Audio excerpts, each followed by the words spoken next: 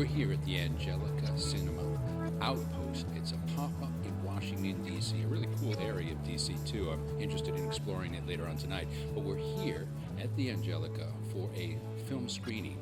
Now, those of you who know the Angelica for New York City, of course, know it is home and a champion of so much independent cinema, particularly for us documentary filmmakers. Tonight, we're here seeing a film called Hurricanes. It's about one of the first women's tackle football team. Yeah, you heard right. Women's tackle football team. Now, I'm not talking touch, I'm not talking flag football. This is full on. And I mean, this is an incredible story. It's told by a documentarian who discovered her mom was one of the original players. And she grew up, as she said, thinking, well, everyone's mom was a football player in addition to being a mom. So it's quite a unique story, and it's even more unique to see it here in Washington, D.C., where as we speak, policy is being made left and right that goes against DEI hiring, that goes against EOE hiring, and it certainly flies in the face of something called Title IX, which of course granted these women back in the 70s the right to actively play sports, including tackle football, something I don't even know if I want to be playing professionally.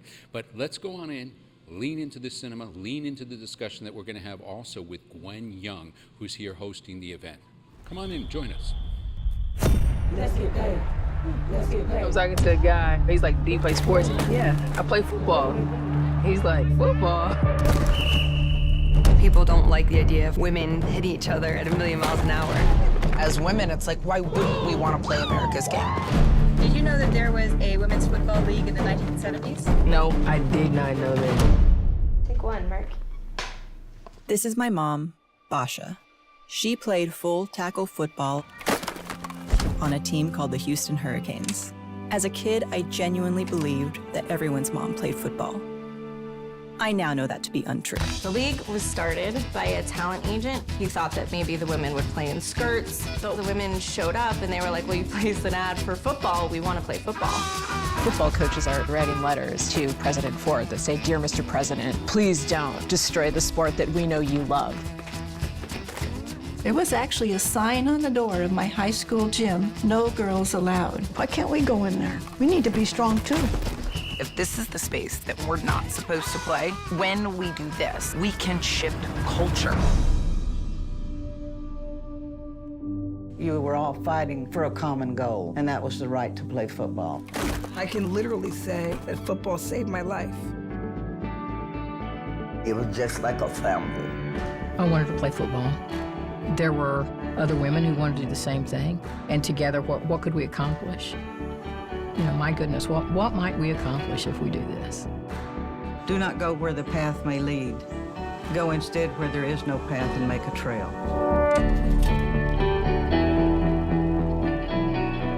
So Gwen, thanks for inviting us to see Hurricane. What an incredible film, especially seeing it in this particular time. We just thought, you know, in addition to the story of the first women's tackle football team, which was in the early 70s, was also that the filmmaker, the documentary filmmaker, is the daughter of one of the players.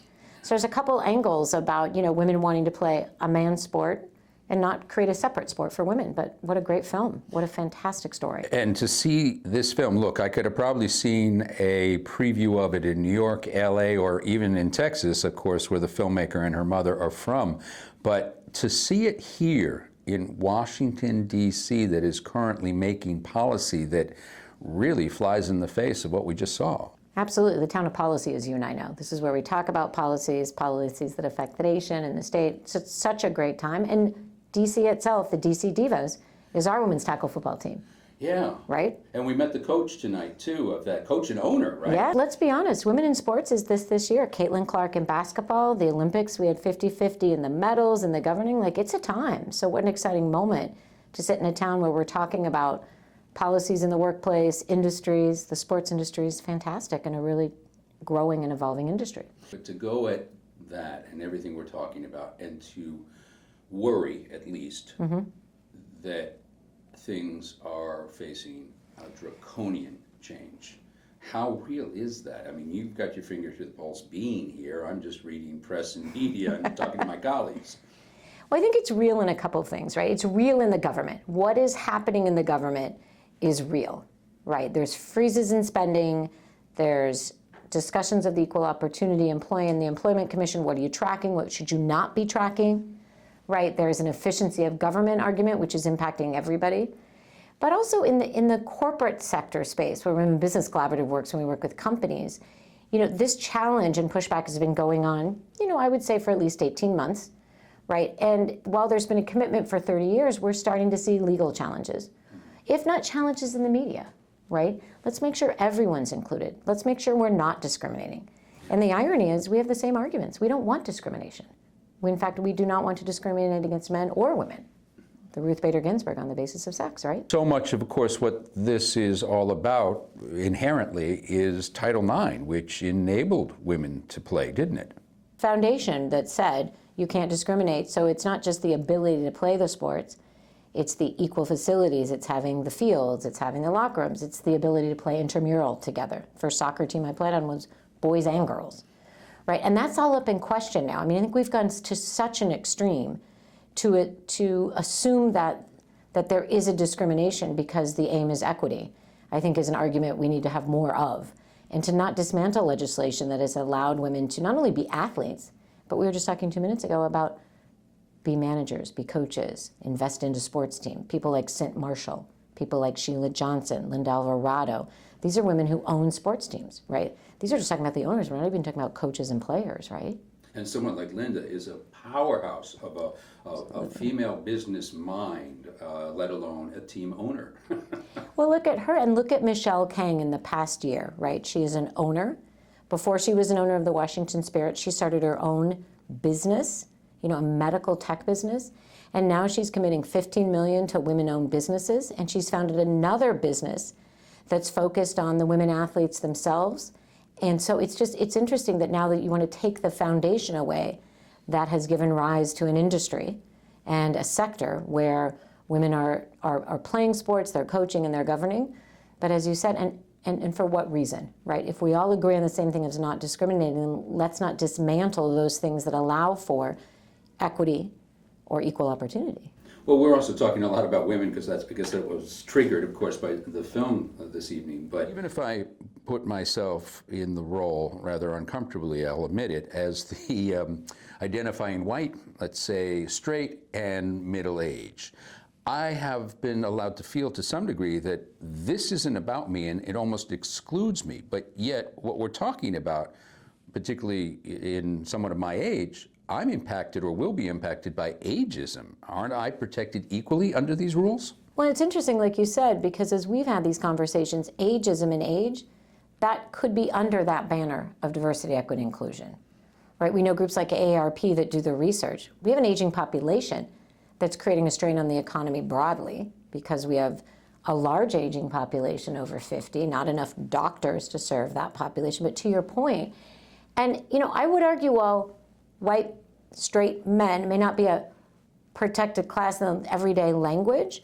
right? There have been suits on behalf of white, straight men to do something like take family leave, to your point about taking care of the family, right? And so I think this way that we're looking at things needs to not be a win or lose, but it also needs to reflect the reality of the population, right? And where people are.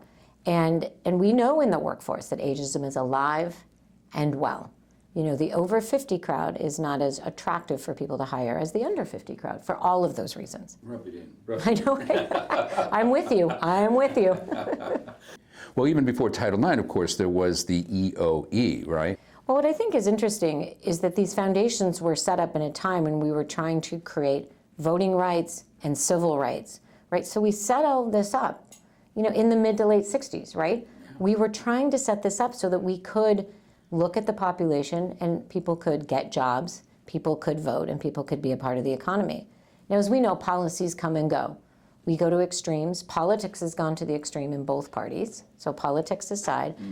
But we don't want to dismantle everything that we've set up that has allowed people to be economically employed, a part of their community, leading their community, and reflecting the needs of their community. Okay, so let's go to the disability angles, right? Yeah. When we widen the aisles in grocery stores, or we took the sidewalks and created that dip so that people could get the wheelchair The up. curb cut, right. The curb cut. Who else benefited? Yeah, well, People with mom with a shopping cart, people with a limp, Right. you know, baby strollers. Or if you go in Midtown, you'll see the guys that are pushing the racks of clothing. The racks of clothing, the food delivery. The point is, it benefited everybody, but it's by recognizing that part of our population needs that curb to be lowered, right, or needs that aisle to be wider, and it benefits everybody. It's not at the detriment of. But I still have to say, these current impositions, obviously they can't be put in and mandated across all sectors. That has to be law. That has to be made law. Absolutely. So they feel draconian. They don't just feel like the normal slights. How fearful of this threat should we be, and what do we need to do about it? I'm going to hedge that answer a little bit. I think we can be fearful because I think it is draconian, it is happening quickly, and it's a dismantle as opposed to adapt, right? That's the language right now. However, you have federal law and you have local law, right? You have the private sector. Where is the threat? Is someone coming after with a lawsuit, yes or no? You know, if you're a bank, if you're going to lend in one state, there are state rules. For example, one is you will or will not lend to gun manufacturers. Certain states say if you're a bank and you're providing services, you have to agree that you would. Certain states said if you want to be a bank in our state, you cannot. So you can choose where you do business, right? So I think it's you know, it depends on the sector you said as to where it's going to be, but make no mistake, the dismantling, the federal government has been labeled the best in terms of pay equity.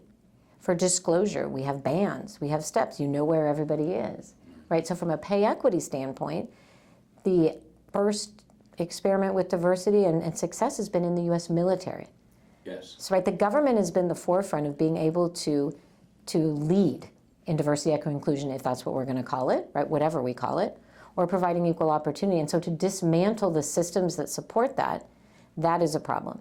But companies can lead, local and state. You know, I heard Boston come out today, you know, in Massachusetts. We are going to stand strong with what we do in our city. Go Boston. Go Boston, right? So I think that's it, is I think wherever you sit, whether it's education, which, to be honest, the Supreme Court cases so far have been in the education sector. That's very different than if you're sitting as the CEO of a large Fortune 500 company or you're the mayor of Boston. So I think each person has to realize what the threat is to their sector. But of course, I'm an activist, right? We all need to stand strong with what we know works and what provides equal opportunity and what our population looks like. What are the needs of our clients and our employees and our family members? I'm glad you brought up the military, because I do think that's one of the flashpoints, if you would. I mean, we know obviously they're already facing real recruitment issues. Just the employment, as it were, is not happening. They're not getting the bodies to come in and join our services. And now if you challenge that either on a gender basis or a minority basis or even on the immigration basis where you'll become a citizen, you're going to start to see a even more severe dip, I think, in the impact on our national forces. And I think that might be the tipping point, just perhaps, for those policymakers that are coming out in a rather draconian manner. Maybe they haven't figured that out. What are your thoughts? I think it's incredibly important. And to be honest, we just confirmed, you know, a Secretary of Defense that has said, you know, not only will I remove those hires, which is, you know, we don't know what that means, despite what he says, right? But, you know, I have a stepdaughter who's going into the military. Many people do. As you're probably having a hard time recruiting, right? And now we're not going to be able to build the man force or woman force and people force that we need. But the military has made great strides to be as inclusive as possible, to build those teams, to defend our country. And so we are going to dismantle all of that progress and end up not feeling safe because we simply either don't have the numbers or we don't have the qualified people. Because if people can't come in and defend their country, man, woman, whatever gender orientation you are, we are in trouble.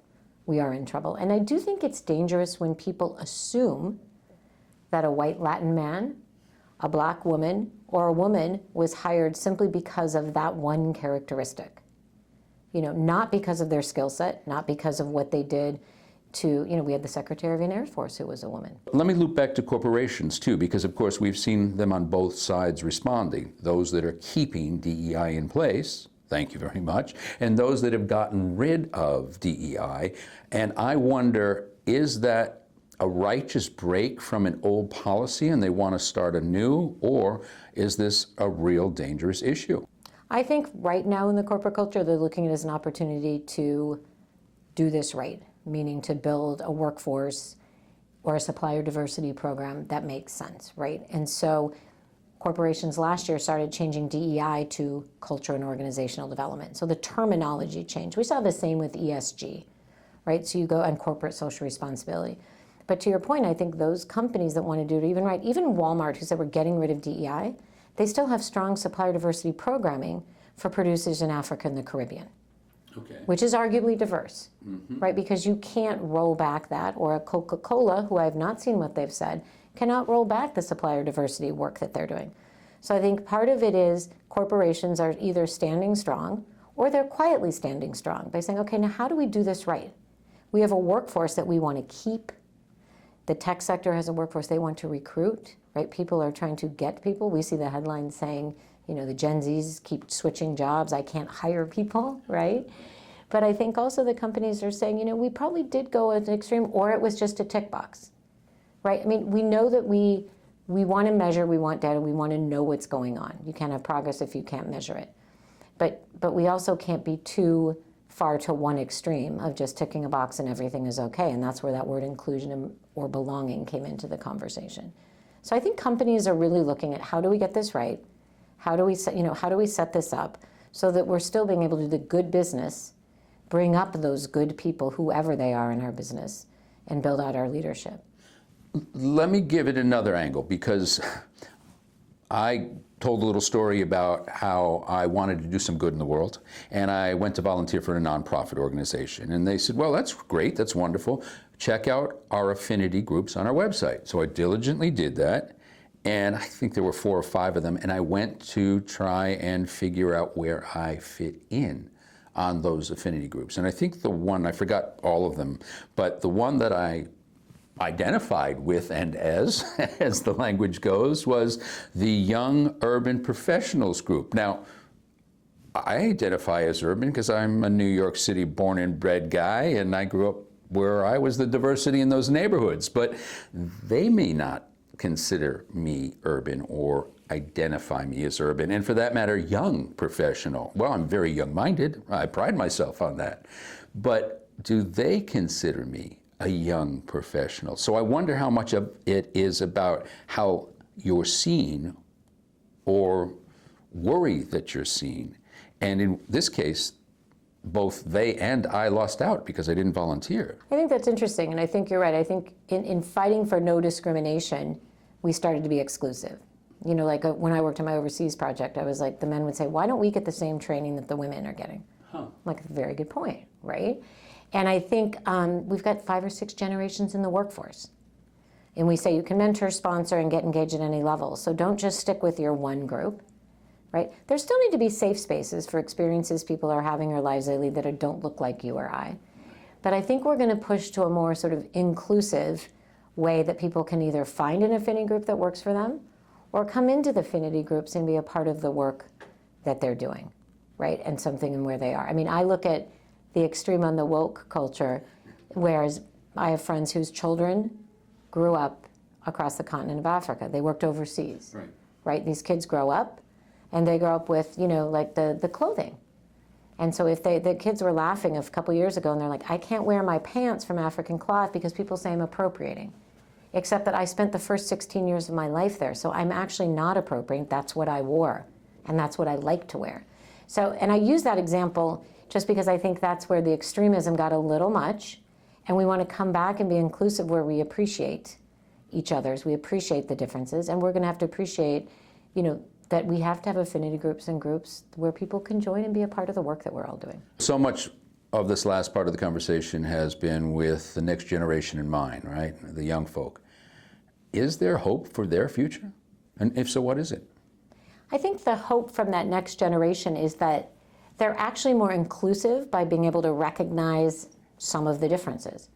being able to say, I belong in this group, right? And I think that and I think that's where I see the hope, right? They're a lot more accepting, or they're not willing to define it too much. I have a 16-year-old son who's like, does it matter?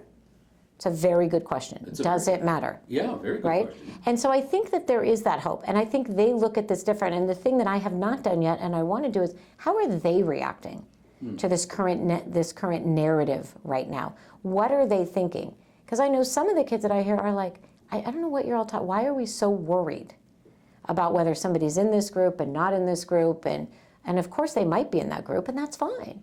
And they don't necessarily, I think, feel shut out. Now, I'm not saying that people that are disenfranchised or suffering from trying to figure out who they are and their identity don't need like-minded people. I come from a very privileged place where I'm able to join groups in a very different way. But I do think that there's hope for us to have recognized differences, but see that as an inclusivity and not discriminate. Well, thank you. This has been a pleasure. As well. Go Hurricanes.